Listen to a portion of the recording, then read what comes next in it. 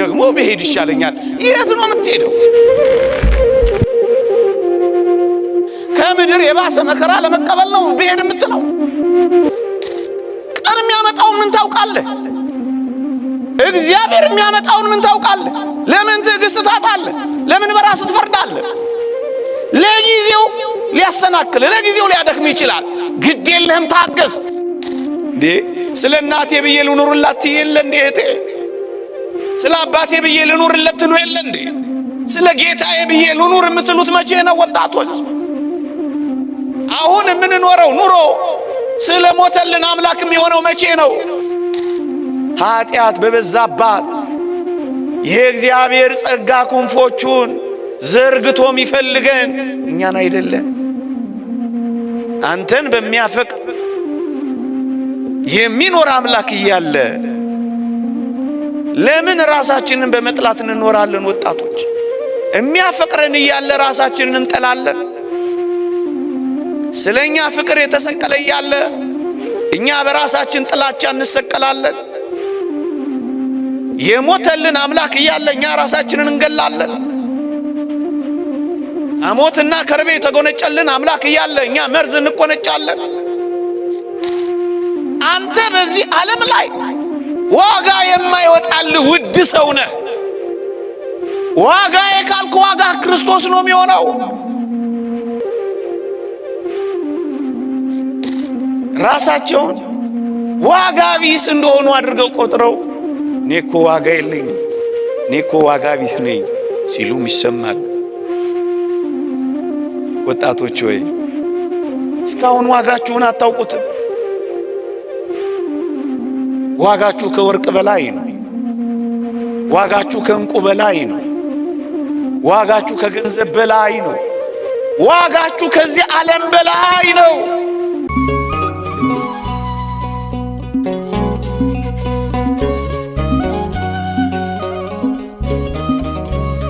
ለቀደምት አበው ለነቢያት፣ ለቅዱሳን ሐዋርያት፣ ለሐዋርያውያን አበው፣ ለሊቃውንት የገለጸውን ጥበብና ምስጢር ለሁላችንም ይግለጽልን።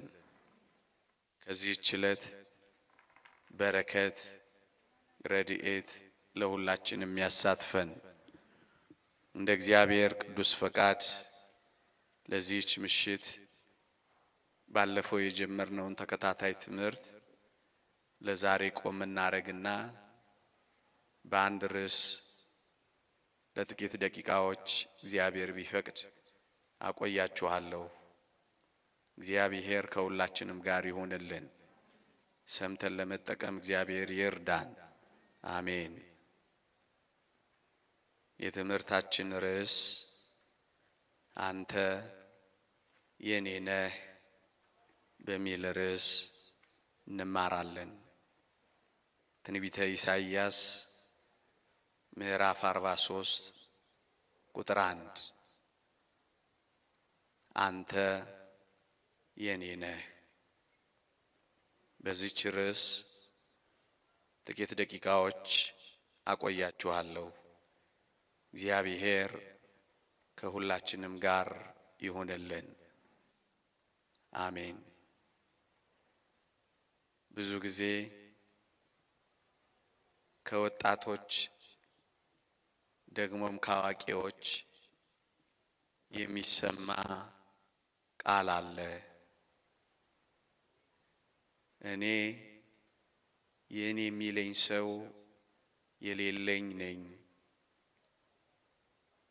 እኔም የኔ የምለው ሰው የሌለኝ ባዶ ነኝ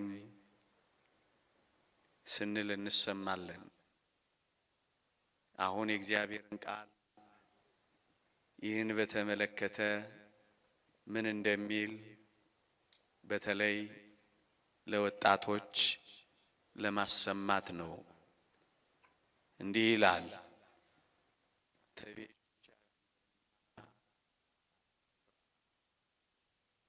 በስምህም ጠርቼሃለሁ፣ አንተ የኔ ነህ ይላል። ብዙ ወጣቶች በዚህ ዘመን የብቸኝነት ስሜት ይሰማናል። በርካታ ጥያቄዎችም እንጠይቃለን። ቤተሰቦቼ የኔን የወጣቱን ዓለም አያውቁትም። ቤተሰቦቼ ወደ እኔ ዓለም አልገቡም። የኔን ሕይወት አይረዱም።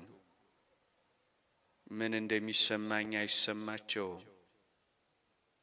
ምን እየሆንኩ እንደሆነ ማዳመጥም ማየትም አይፈልጉም። እንኳን ውጭ ያለ ሰው ወላጆቼ እንኳን ሳይቀር አብረውኝ እየሆኑ ከስሜቶቼ ሩቅ ናቸው። በዚህ ምክንያት ብቸኝነት ይሰማኛል ይላሉ ብዙዎች። እንዲህ ያሉ ወጣቶች አንድ ነገር ሊያስቡ ይገባቸዋል። እውነት ሊሆን ይችላል ወላጆቻቸው ወደ እነሱ ስሜት ወላጆቻቸው የእነሱን ዓለም ላያውቁ ይችላሉ። ግን አንድ ጥርት ያለ እውነት አለ። አንተ ወጣት ሆይ ቤተሰቦች ወደ አንተ ዓለም ባይገቡም የተወደደ መድኃኒታችን ኢየሱስ ክርስቶስ ግን ወደ አንተ ዓለም ገብቷል እንላቸዋለን። አዎ ያንተን ሰውነት እንኳን ሳይቀር ተዋህዷል። ወደ አንተ ሰውነት እንኳን ሳይቀር ገብቷል። አንተ ያልቀመስከውን ያንተ ዓለም ያልሆነውን ወደ በረት እንኳን ገብቷል። ከበረትም ፈቀቅ ብሎ ወደ መቃብር ሳይቀር እንኳን ገብቷል። ደግሞም አንተ ወደ ተጣልክበት ወደ ሲኦል እንኳን ሳይቀር መጥቷል። ልክ ነው። ምናልባት ወላጆችህ ወደ አንተ ዓለም አልገቡ ይሆናል። በእርግጠኝነት ያንተ አምላክ ግን አንተ የኔ ነህ የሚልህ ስሜትህን ሳይጋራ ቀርቶ አንተ የተሰማህን ሳይሰማው ቀርቶ አይደለም። ወደ እነዚህ አስደናቂ ዓለሞች ጭምር ገብቷል። በረትህን ቀምሷል። ሰውነትህን ወስዷል። መቃብርህ መጥቷል። ሲኦልህ ገብቷል። ታዲያ ከዚህ በላይ አንተ የሱ መሆንህን ማረጋገጫ ከየት ይገኛል? ስሜቶቼን የሚጋራኝ የለም ለምን ትላለህ? የእግዚአብሔር ቃል እንዲህ አይልምን? ከኃጢአት በቀር በነገር ሁሉ እንደኛ ስለተፈተነ ይላል። እንዳንተ ተፈትኗል። ከኃጢአት በቀር ያንተን ስሜት፣ ያንተን ፈቃድ፣ ያንተን ኑሮ ከኃጢአት በቀር ተጋርቷል። ደግሞ ምናልባት ችሎታዎቼን፣ ተሰጦቼን፣ ስብናዬን ማን ያደንቅልኛል? ዞር ብሎ እንኳን የሚያየኝ የለም ብለው አንዳንድ ወጣቶች የበታችነት ስሜት ይሰማቸዋል። እግዚአብሔር ግን ስለዚህ ስብናችን እንደተናገረ ወጣቶች ሆይ ልናውቅ ይገባል። ግሩምና ድንቅ አድርጌ ፈጥሬሃለሁ ሲልህ አትሰማው? እንዳንተ በእጆቹ የሰራው ማን ነው? እንዳንተ እስትንፋሱን እፍ ያለበት ማን ነው? እንዳንተ ውብ አድርጎ የፈጠረው ማን ነው? እንዳንተ በስጋም በነፍስ የሚያከበረው ማን ነው? እንዳንተ የሞተለት ማን ነው? እንዳንተ የተንከራተተለት ማን ነው? ለፀሐይ ነውን? አንተ ከፀሐይ በላይ ነህ። ለጨረቃ ነውን? አንተ ከጨረቃ በላይ ነህ። ለከዋክብት ነውን? አንተ ከከዋክብት ትበልጣለህ። አንተ የእግዚአብሔር ውድ ልጁ ነህ። ግሩምና ድንቅ አድርጎ በእጁ የፈጠረው አንተን ብቻ ነው። ታዲያ ከዚህ በላይ መደነቅ አለ? ለዚህ ነው ወጣቶች በብቸኝነትም በበታችነት ስሜትም እንዳይሰማን የሚያስፈልገው እግዚአብሔር ወደ ዓለማችን ገብቶ ስሜቶቻችንን ከኃጢአት በቀር ኑሯችንን ከበደል በቀር ስለተጋራው እኮ ነው። ወላጆች እንኳን ባያውቁት እግዚአብሔር ያውቀዋል። ድካማችንን ስለቀመሰ ሊራራልን የሚችል ሊቀ ካህናት አለ ይላል ቅዱስ ጳውሎስ። ድካምህን ስለሚያውቀው ይራራልሃል። ብቸኝነትን ስለቀመሰ ብቸኝነትን ያውቀዋል። መገፋትን ስለለመደ መገፋትን ተለማምዶታል፣ ያውቀዋል። ለዚህ ነው አትፍራ አንተ የኔ ነህ የሚለን። ብዙ ወጣቶች የኔ የሚላቸው በማጣት ብቻ አይደለም። ብዙዎቹ ከዚህ ስሜት ጋር ማንም የሚወደኝ የለም ብለው የመጠላትም ስሜት ይሰማቸዋል። እንዲወደዱ ይፈልጋሉ። መወደድን ባጡ ጊዜ ተስፋ ይቆርጣሉ። ፈላጊያቸው እንዲበዛ ይፈልጋሉ። ፈላጊያቸው ሲጠፋ ተስፋ ይቆርጣሉ። ለወጣቶች እናሰማቸው። እግዚአብሔር እንዲህ ይልሃል፣ በዘላለም ፍቅር ወድጄሃለሁ ይልሃል። ይሄንን ድምፅ የሚሰሙ ወጣቶች የሚወደኝ የለም እንዴት ይላሉ?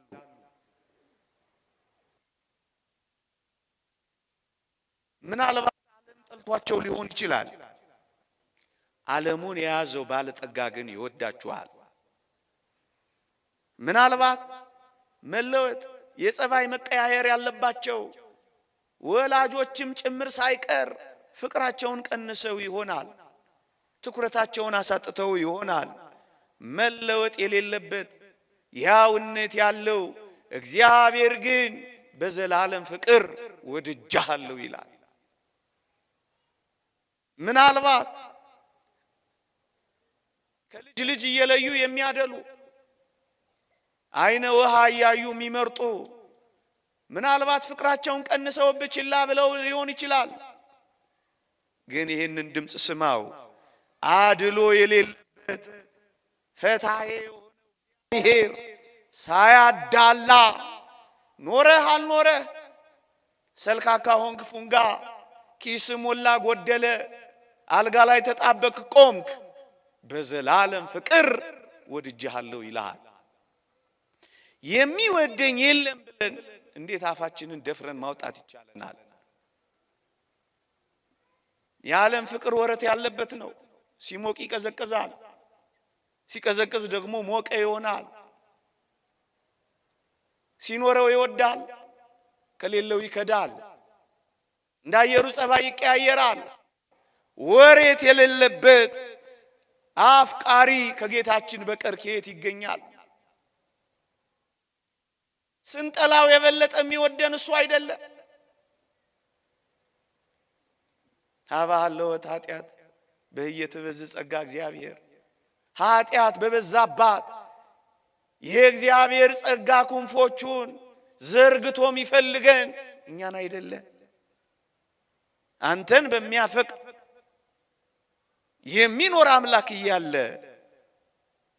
ለምን ራሳችንን በመጥላት እንኖራለን? ወጣቶች የሚያፈቅረን እያለ ራሳችንን እንጠላለን። ስለኛ ፍቅር የተሰቀለ እያለ እኛ በራሳችን ጥላቻ እንሰቀላለን። የሞተልን አምላክ እያለ እኛ ራሳችንን እንገላለን። አሞትና ከርቤ የተጎነጨልን አምላክ እያለ እኛ መርዝ እንቆነጫለን። የተወደዳችሁ ኦርቶዶክሳውያን ወጣትነቱን ሕይወቱን ላንተ የሰጠና የገበረ አፍቃሪ አምላክ እያለ ወጣትነትህን ለሰይጣን እስከ መቼ ትገብራለህ? አዎ ወጣቶች ሆይ በተለይ ለወጣቶች ክርስቶስ እኛን ፍለጋ ወጣትነቱን ጭምር ሰጥቷል። እስኪ ቢያንስ የሚወደንን አምላክ በራሳችን ላይ አንዳች ነገር ከማድረጋችን በፊት ቢያንስ ጥቂት ሰከንዶች እንኳን ከመሰቀላችን በፊት የተሰቀለልን ራሳችንን ከመመረዛችን በፊት መራራ የተጎነጨልንን አምላክ ለአንዲት ደቂቃ እንኳን እናስበው። ያን ጊዜ በዘላለም ፍቅር መውደዱ ይገባናል።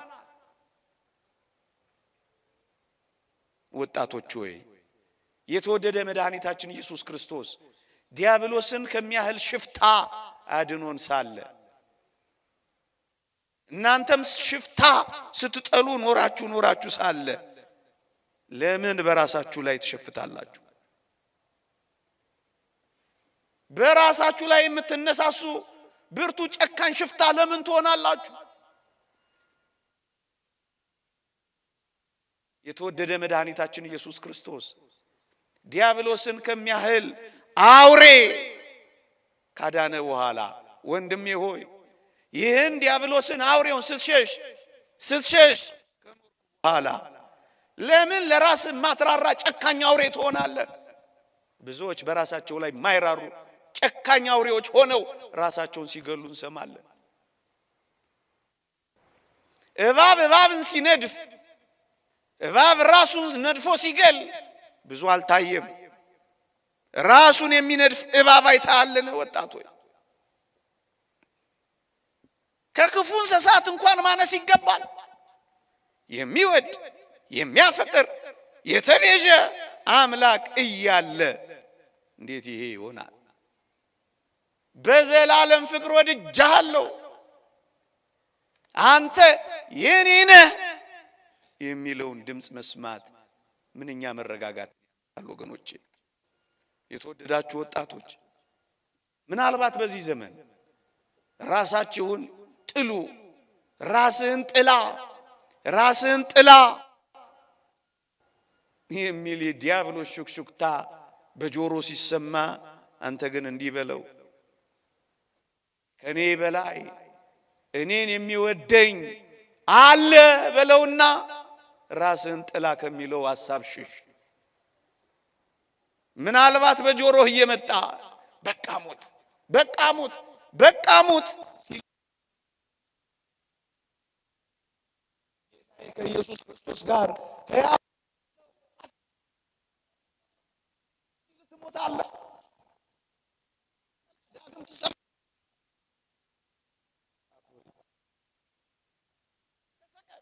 ተንጠልጠል በቃ ሊልህ ይችላል። አንተ ግን እንዲህ በለው፣ እኔ ግን ከክርስቶስ ጋር እንጂ ብቻዬን ተሰቅዬ ምን አደርጋለሁ አትለው። ብቻህን ምን ታደርጋለህ ተሰቅለህ? የእግዚአብሔር ቃል እንዲህ ይላል፣ ከክርስቶስ ጋር ተሰቅያለሁ፣ እኔም አሁን ሕያው ሆኜ አልኖርም፣ ክርስቶስ ግን በእኔ ይኖራል። አሁንም በሥጋ የምኖርበት ኑሮ በወደደኝና ስለ እኔ ራሱን በሰጠው በእግዚአብሔር ልጅ ላይ ባለኝ እምነት የምኖረው ኑሮ ነው በል።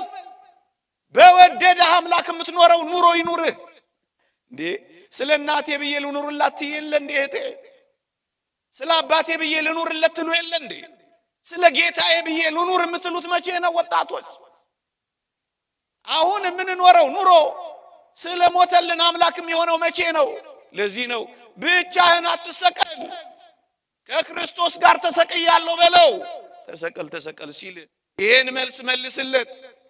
ራስህን አጥፋ ሲል ከክርስቶስ ጋር ለዘላለም እኖራለሁ በለው።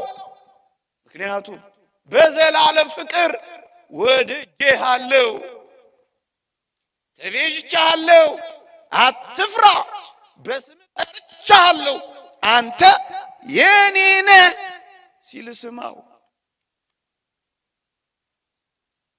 ከዚህ የበለጠ ድምፅ ከየት ነው የሚገኘው ወገኖቼ? አንዳንድ ወጣቶች ራሳቸውን ዋጋ ቢስ እንደሆኑ አድርገው ቆጥረው እኔ እኮ ዋጋ የለኝም፣ እኔ እኮ ዋጋ ቢስ ነኝ፣ ሲሉም ይሰማሉ። ወጣቶች ሆይ እስካሁን ዋጋችሁን አታውቁትም። ዋጋችሁ ከወርቅ በላይ ነው። ዋጋችሁ ከእንቁ በላይ ነው። ዋጋችሁ ከገንዘብ በላይ ነው። ዋጋችሁ ከዚህ ዓለም በላይ ነው። እንደ በግ ደም እንዲህ ባለው በዓለም ባለው አንዳንድ ነገሮች የምናንስ በዚህም የተገዛን አይደለንም። ነውርና እድፍ እንደሌለው በክቡር የክርስቶስ በወርቀ ደሙ እንደተገዛ አታውቅምን? አንተ በዚህ ዓለም ላይ ዋጋ የማይወጣልህ ውድ ሰው ነህ። ዋጋ የካልኩ ዋጋ ክርስቶስ ነው የሚሆነው። የተወደዳችሁ ኦርቶዶክሳውያን በተለይ ወጣቶች ዋጋችሁን አላወቃችሁትም እንጂ እኮ ዋጋ ተለጥፎባቸዋል። ዋጋህን አላየኸውም እንጂ ዋጋ ካንተ ጋር ተንጠልጥሏል። ዋጋ እኮ መስቀል ተነቅሰኸዋል፣ ግን ዋጋ አልገባህም። አጥልቀኸዋል፣ ግን አንተ አልሰጠምህበትም። ዋጋ ቢስ ነኝ እንዴት ይባላል? ይሄ ሁሉ ዋጋ ወጥቶብህ ዓለም ዘላለሟን ብትኖር ያንተን ቅንጣት ታክል ዋጋ አታወጣ። በዓለም ላይ አሉ የተባሉ ቱጃሮች በዛሬ ቀን ቢከፍሉህ ያንተን ዋጋ አይመዝንም። አንተ በገንዘብና በዝና ውስጥ ትኩረትን ካደረክ እውነት ነው ዋጋህን በዚህ መዝነህ ራስህን ታቀላለህ። ዋጋ ከቃላት በላይ ነው። እንዴት ዋጋ ቢስ ነኝ ትላለህ? እንዴት ዋጋ የለኝም ትላለህ?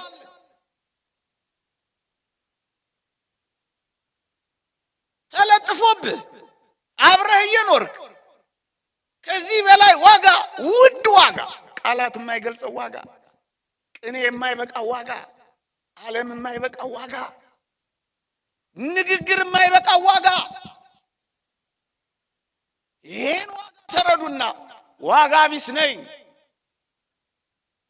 የሚተመንልኝ ያነሰ ነገር ነው ብላችሁ ለምን ትገምታላችሁ? ወጣቶች ዋጋችሁማ ይሄ ነው።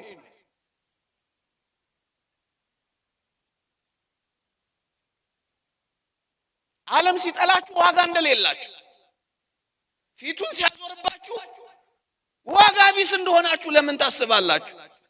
የትኛው ዓለም እንደጠላ እስኪ ንገረኝ። የትኛው ዓለም ነው ፊቱን ያዞረብህ?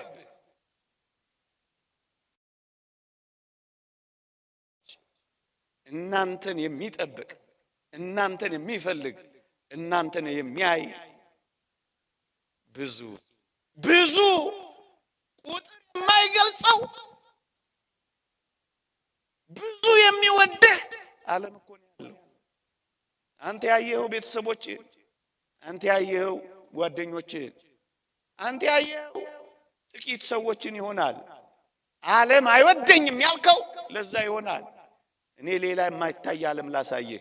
መጽሐፍ ቅዱስ እንዲህ ይላል፣ እንደ ደመና የከበቡን ይላል። እንደ ደመና የከበቡ አንተን የሚወዱ አእላፋት መላእክት ወንድሞችህ አሉ። እነሱ አንተን ከበውሃል። ለምንድን ነው ዓለም አይወደኝም የምትለው? የሚወድህ ሌላ ዓለም አለ። እውነቱን እንነጋገር ከተባለ አንተን በመውደድ በምጥ የተያዙ የቅዱሳን ዓለም አለ። የእግዚአብሔር ቃል እንደተናገረው ዳግመኛ ስለ እናንተ ምጥ ይዞኛል እንዳለው ቅዱስ ጳውሎስ ስለ አንተ ምጥ እንደተያዘ አልሰማህም? አንተን የሚወድ የሰማዕታት ማህበር፣ አንቺን የሚያፈቅር ድል የነሱ የበኩራት ማህበር፣ እኛን የሚወዱ የጻድቃን ማህበር በቁጥር አይገመቱም። ለአምስት ለስድስት ሰው ብለው ይሄንን ሁሉ ዓለም ይክዳል፣ እንደማይወድ ቆጥራል። ይሄን ሁሉ ተውትና ዘውትር ወደኛ የተዘረጋው የእግዚአብሔር እጅ በጥቂት ሰዎች ፍቅር ማጣት ምክንያት ይካዳል። ዘውትር እጆቼን ወደ እናንተ ዘርግቻለሁ ያለው የእግዚአብሔር የማዳን እጅ፣ የእግዚአብሔር የአባትነት እጅ፣ የእግዚአብሔር የምህረት እጅ፣ የእግዚአብሔር የፍቅር እጅ አይታየም? ወገኖቼ ዓለም የምትጨልምብን የሰው ፊትም የሚጠቁርብን ወጣቶች ሆይ ወደ ብርሃናት ጌታ ወደ መድኃኒታችን ወደ ኢየሱስ ክርስቶስ ዘወር ያላልን እንደሆነ እንዳትረሱ። የተወደዳችሁ ወጣቶች ዓለም ሁሉ ይቃወመኛል፣ ዓለም ሁሉ ንግግሬ አይጥመውም፣ ሰው ሁሉ ፊት ይነሳኛል፣ ሰው ሁሉ ይቃወመኛል ካላችሁ አንድ የእግዚአብሔር ቃል ትዝ ይበላችሁ። እግዚአብሔር ከኛ ጋር ከሆነ ማን ይቃወመናል የሚለው ቃል ትዝ ይበላችሁ። እግዚአብሔር ከኛ ወደ ብርሃናት ጌታ ዞር ማለት ምን አቅም አለኝ አቅመ ቢስ ነኝ ካላችሁ ጮክ ብላችሁ የመናገር ኃይልና ድፍረት እንዲኖራችሁ ከቅዱስ ጳውሎስ ጋር ሆናችሁ ኃይልን በሚሰጠኝ በክርስቶስ ሁሉን እችላለሁ ማለት እንድትችሉ ወደ ብርሃናት ጌታ ዞር በሉ። እጆቹን ወደ ዘረጋው አምላክ ኑና ታቀፉ። እሱ ከእናንተ ጋር ከሆነ የሚቃወማችሁ አይኖርምና ወደ እግዚአብሔር ኑ። ኃይልን ያስታጥቃችኋል። ታዲያ እንዴት ነው ዋጋ ቢስ ነኝ የምትሉት ወጣቶች? አንዳንድ ጊዜ ልክ ነው፣ በፈተናዎች እንከበባለን። እኔ ብቻ በፈተና የተከበብኩ እስከሚመስለኝ ድረስ ፈተናዎች የከበቡኝ ደግሞ የሚያጨራመቱኝ ምስኪን ነኝ ለምንል ወጣቶች እንዳይረሱ ለመናገር ማክሲመስ የተባለ አንድ ሊቅ የተናገረውን 3 ነጥቦች እንመስክር። ፈተና በአንዳንዶች ከቀደመ ኃጢአታቸው ሊያነጻቸው፣ በሌሎች ደግሞ አሁን ያላቸውን ፍጽምና የበለጠ ሊያሳምር ይመጣል። እንዲሁም በሌሎች ደግሞ ሊመጣ ላለው ነገር እንዲዘጋጁ ለማድረግ ይመጣል። ፈተና በ3 አይነት ነገር መጥቶብህ ይሆናል። ወይ በደል በድለህ እግዚአብሔር በፈተናው ሊያነጻልህ መጥቶ ይሆናል፣ በጸጋ ተቀበለው። ወይ ብርቱ ሆነ ከሆነ አሁን ያለውን ብርቱ የበለጠ ሊያሳምር፣ አሁን ያለ ጥንካሬህን የበለጠ ውብ ሊያደርግልህ መጥቶ ነው የሚሆነው ፈተናው። 3ኛ ምናልባት አሁን ብርቱ የሆነ ፈተና እየተጋፈጥክ ከሆነ ሊመጣ ላለው ከባድ መከራ እያዘጋጀ ያለማመደ ይሆናል። በፈተና በመከበብ ብቻ አትጥላው። እግዚአብሔር የሚያመጣው ለነዚህ 3 ብርቱ ምክንያቶች እንደሆነ ወቀው። ኃጢአቴን እያነጻልኝ ነው ብለህ ተረዳው። የበለጠ ሊያጠነክረኝና ሊያበረታኝ ነው የመጣው ብለህ እወቀው። ለሚመጣው መከራ ሊያጠነክረኝ ብርቱ ሊያደርገኝ እየሰራኝ ነው ብለህ አመነው። ምእመናን እየተሰራን እንደሆነ እንመነው። ላሰሪዋ ሸክላዋን እሳት ውስጥ ስትከተው ልምጥ አድርጋ ስትሞቀው ውብ አድርጋ ልትሰራው ነው። ፈተናዎች በኋላ ውብ ሆነ ትወጣለህ እንጂ እሳት ውስጥ አትቀርም። ፈራርሰህም ቦክተህም አትቀርም።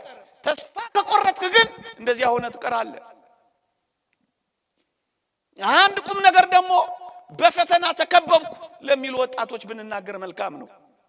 እንዳትረሳ አንተ ወጣት ሆይ፣ ሌባ ሰርስሮ ግንብ አፍርሶ ጉድጓድ ምሶ ቆፍሮ የሚዘርፈው ቤት ባዶ ቤትን እንዳይመስልህ። ሀብት የተሞላ ከሆንክ ፈተና ይበዛብሃል። ሀብት ስለተሞላህ ነው መከራ የሚደርስብህ። በእንቁ ስለተሞላ በጸጋ እግዚአብሔር ስለተሞላ ሊጥልህ ያንገዳግድሃል። ተስፋ ሊያስመርርህ ያበሳጭሃል። ምንም እንደሌለ እንድትቆጥር ያደርግሃል። አንተ በሀብት ስለተሞላህ ነው። ለመሸንገል ብዬ አይደለም። ሃይማኖት የሚባል ሀብት አለ። አንተ ገንዘብ ላይ አተኮርክ እንጂ። ባለጸጋ አምላክህ አለ። አንተ ሌላ ባለጸግነት ወደድክ እንጂ። ይሄንን ሀብትህን ነው የሚያሳጣ። መንግስት እግዚአብሔርን ነው የሚወስድብህ። አንተ አልተረዳኸውም እንጂ። ሶስተኛ ባንተ ውስጥ ያለው የክርስትና እውነት የሚገለጠው ስትፈተን ነው እንጂ ያለ ፈተና ያንተ እውነት የትና እንዴት ሊገለጥ ነው? በምድር ላይ ለሕያው እግዚአብሔር መመስከር የምትችለው ስትፈተን እኮ ነው። የተማሪዎች የፈተና ውጤት የሚገለጠው እኮ በፈተናቸው ነው። ካልተፈተኑ በውስጣቸው ያለው እውነት እና ዕውቀት በምን ይገለጣል? መበርታት፣ መድከም፣ ማመን፣ መካድህ፣ መጽናት፣ ማወላወልህ፣ የልብ መከፈል ወይስ ሙሉ መሆን በምን ይታወቃል? እና በፈተና የተከበብከው እንኳን ላስደናቂ የክርስትና ሕይወት መሆኑን እንዳትረሳው። ለምን በፈተና ተከብቤ ዋጋ ቢስ ነኝ ብዬ የሚወደኝ ሰው የለም ብዬ? ለምን? ብዙ ወጣቶች እንዲህ አይነት ስሜት ስለሚሰማቸው ነው ይሄን ርዕስ ማንሳት የፈለኩት። ወገኖቼ ወደ ማጠቃለያዎቼ ልሂድ። ከሩቅ ቦታ ስለመጣችሁ እናንተን ብዙ ማስመሸት አልፈለኩም።